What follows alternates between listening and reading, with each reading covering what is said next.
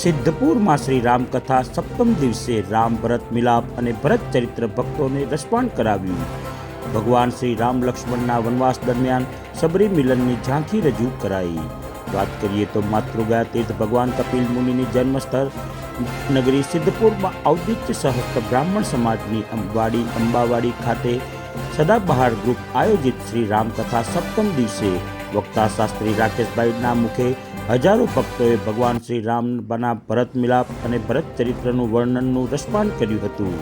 આજના દિવસે હરિયાણા ગ્રુપ દ્વારા ભગવાન શ્રી રામ અને લક્ષ્મણનું પાત્ર તેમજ સિદ્ધપુરના પ્રફુલ્લાબેન પંડ્યા દ્વારા સબરીનું પાત્ર ભજવી શ્રોતાઓને મન મોહી લીધા હતા. શ્રી રામકથામાં પાટણ જિલ્લા ભાજપ પ્રમુખ રમેશ સિંધવ, બનાસકાંઠા જિલ્લા ભાજપ પ્રમુખ કીર્તિસિંહ વાઘેલા, પૂર્વ લોકસભા પ્રભારી અશોકભાઈ જોશી, હિમાંશુભાઈ વ્યાસ, ડોક્ટર ચિરાગ ગોહિલ, સાહિત્ય સર્જનના જ્યોતિન્દ્રભાઈ ભટ્ટ, દશરથભાઈ ઘડિયાદી સહિત મહાનુભાવો ઉપસ્થિત રહેતા સદાબહાર ગ્રુપ દ્વારા તેઓનું સન્માન કરવામાં આવ્યું હતું.